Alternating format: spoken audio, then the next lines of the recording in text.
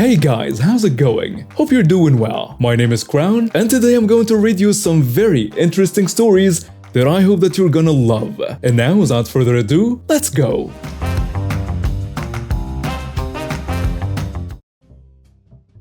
So I didn't think these stories were real. I always thought they were over-exaggerated and these entitled moms couldn't possibly be real. Well, enter this entitled woman who entered our lives today. So my kids needed to buy presents for their friends for the holidays. With the entire family being sick for most of December, we finally got to a store. Now I only took 3 of the 5 kids as my wife took the other 2. One very important thing to point out is my 6-year-old son is mildly autistic. He's also a sponge when it comes to learning and is a grade ahead. But without stimulation he can be a nightmare. We are still working on that. We told him no tablet, but that he could bring any toy he wanted.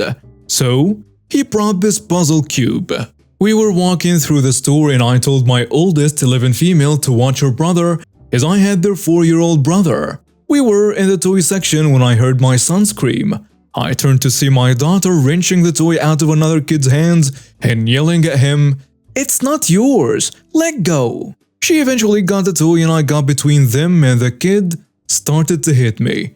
I pushed him back a bit and said very loudly, "Instant regret as my throat was still sore. No hitting." He then rushed past me and went after my daughter who was still holding the cube.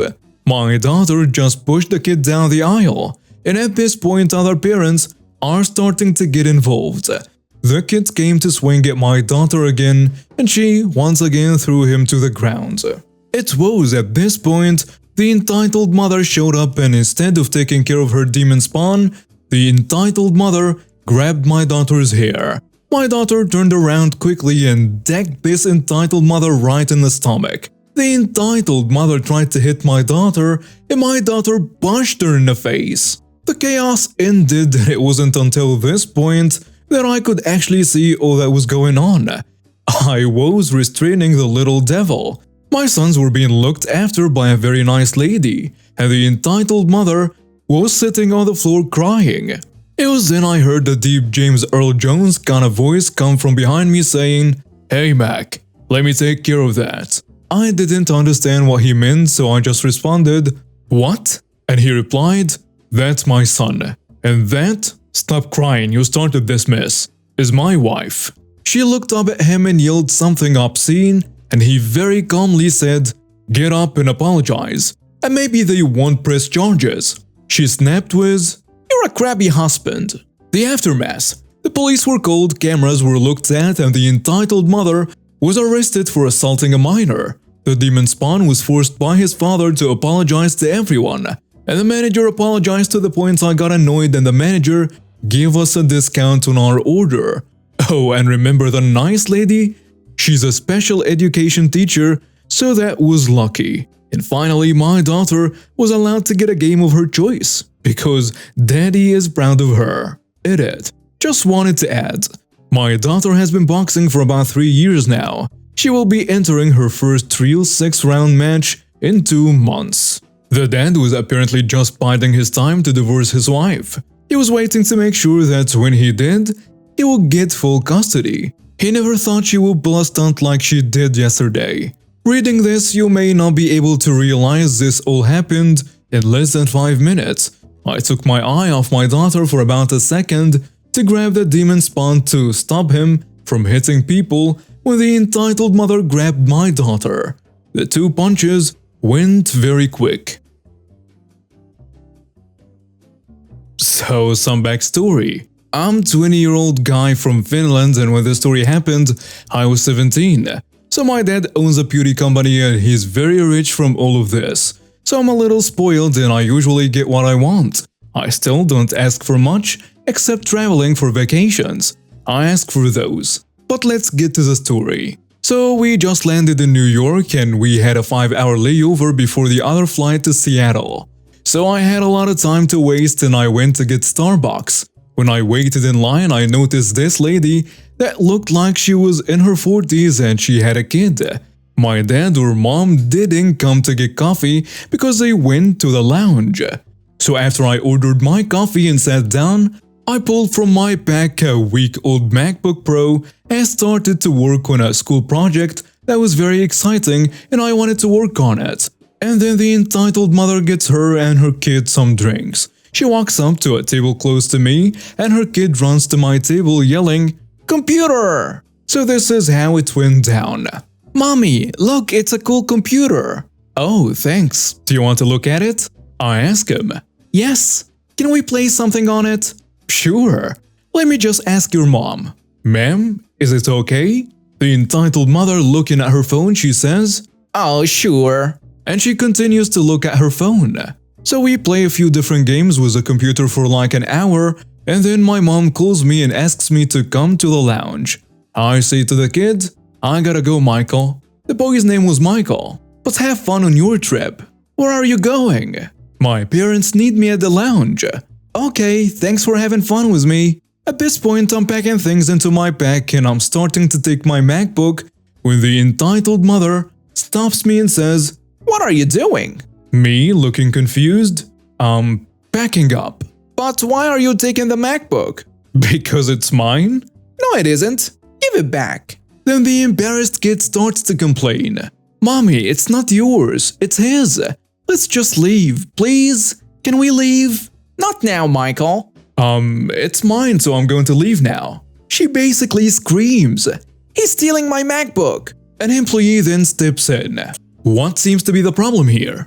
"He's stealing my MacBook." "No, I'm not, she's lying." "He's right, my mom is taking it." The employee says, "Give this young man his MacBook straight away or we will call the police."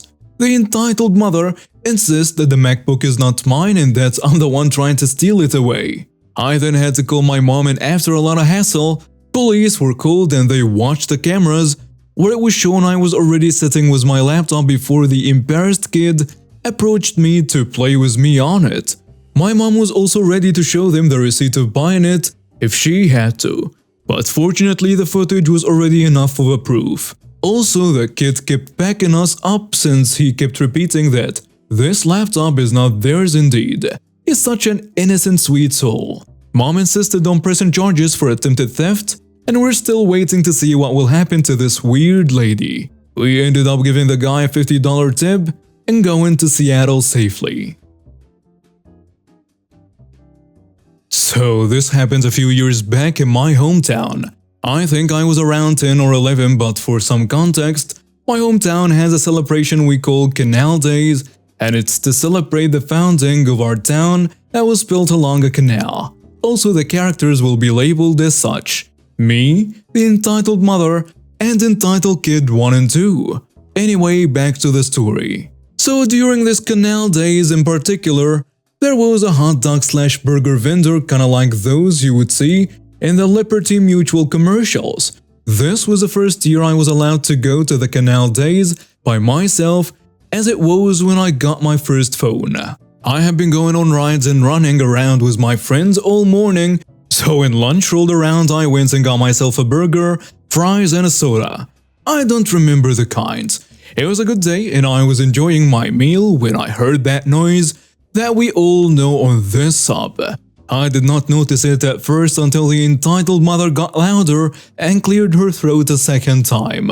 I turned around to see a middle-aged white woman in her mid-30s with the average Karen haircut, wearing a sunflower dress and a sun hat. And the following interaction went something like this. "Yes, ma'am, can I help you?" "Oh my god, are you eating a burger?" Yes, why? Would you like to know where I got it?" Ew, no. I don't want to know because unlike you, I'm not a meat eater." Yes, she really referred to me as a meat eater like it's a bad thing. "Okay, well then what do you need?" I asked in the nicest tone I could muster. "I need you to stop eating that filth. My family is on a vegetarian diet and aren't murderers like you." It was at this point that her two bratty kids had walked up from their baseball games that were going on. "Mom, what's this kid eating?" "Oh, it's just a burger, sweetie. It's disgusting though, isn't it?" "Yes, it is. Unlike him, we eat healthy and aren't animal killers." It was at this point that I had realized that her second son had walked up behind me I was trying to reach for my food. Hey, what are you doing with my food? Oh, nothing. Just getting rid of this filth. Hahaha. You can't do that. I paid for it and it's mine. You don't get to choose what happens to it. Whatever. I turned back to the entitled mother when I had a perfect idea. I shoved the burger into my mouth and took a big bite and made the biggest deal about how good it tasted, to the mother's disapproval. It was at this point that the entitled mother went red and proceeded to slap the burger out of my mouth. When I retaliated and yelled at her, she just laughed, and when I cussed at her, I called her a witch because of how she was acting. Her little bratty son tried to fight me and was yelling and screaming at me for disrespecting his mom. I was so happy I knew how to wrestle, and I was able to get him off me, but at the cost of him getting hurt. After all of this happened, a police officer came over to hear the entitled kid once screaming about his broken teeth. This officer asked what happened, and Karen told him a twisted story of how she was just talking to me about my eating habits and that type of nonsense. After she was done, the officer came over to me and asked my side of the story. And something I forgot to mention, I was recording my surroundings to send it to a friend that moved away. He asked for a recording of his favorite hometown event. Anyway, the conversation with the officer went something like this. Son, this woman told me that you assaulted her and her boys after she tried to talk to you about what you were eating. Is that what happened? No. What actually happened was I was minding my own business and eating a burger when she berated me for eating meat, and when I took another bite to keep eating, she slapped it out of my hand.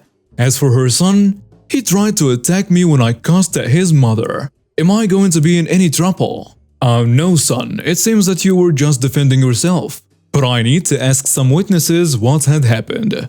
Okay, well, can I go grab my phone to text my mom? Sure, that's fine. As soon as I picked my phone and noticed that it was still recording, I ran like the flash over to the cop and told him I have a recording of the incident. As soon as the entitled mother heard this, she went white as a ghost. I handed my phone to the cop, never do this by the way, it's a dumb idea, and showed him the recording. He watched it, found the real truth, and asked me if I want to press charges of harassment and assault, which I happily did. I'm a little fuzzy on exactly when this was, but for loose context, it's 2018-ish. We're living in this little two-story in a subdivision in upstate South Carolina, which my parents still own. My family just had a full run of renovations done on the house. Kitchen remodel, new floors, wallpaper removed, new paint on the walls, and so on. The folks who painted did an especially good job, and since they were a small local business, they wanted to know if they could put a little sign in our yard for a few days as advertisement. You know, those little plastic-type yard signs. Nothing big or fancy. My dad was happy to oblige, and showed them where to put it to avoid the sprinkler system. Everything is great. 2 days later, a letter arrived in our mailbox. It's from the HOA. According to the bylaws, no signage can be placed in a yard for more than 24 hours. We hadn't been planning to leave it up more than a few days, maybe a week at the most. But to be told that supporting a small business was an eyesore came well out of left field.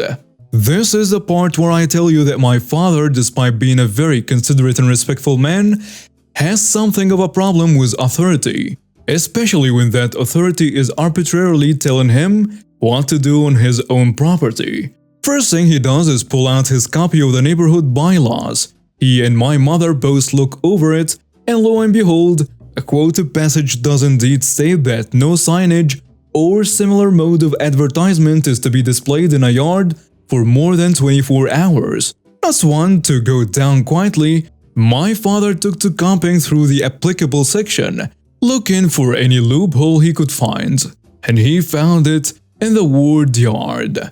2 or 3 days after, one of the ladies who work for the HOA came down to our house to personally ask us to remove the sign.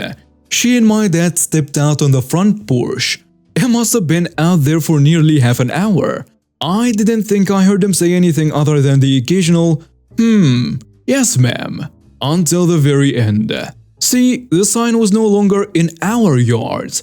It was in the flower bed. Other parts of the bylaws, even in a cited section, distinguish the flower bed as separate from the yard.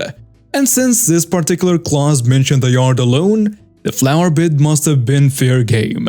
And he told this honestly quite nice woman as much, without so much as knitting his brows or raising his voice. The sign stayed in our flower bed, perhaps out of spite, for nearly a month before we finally took it down.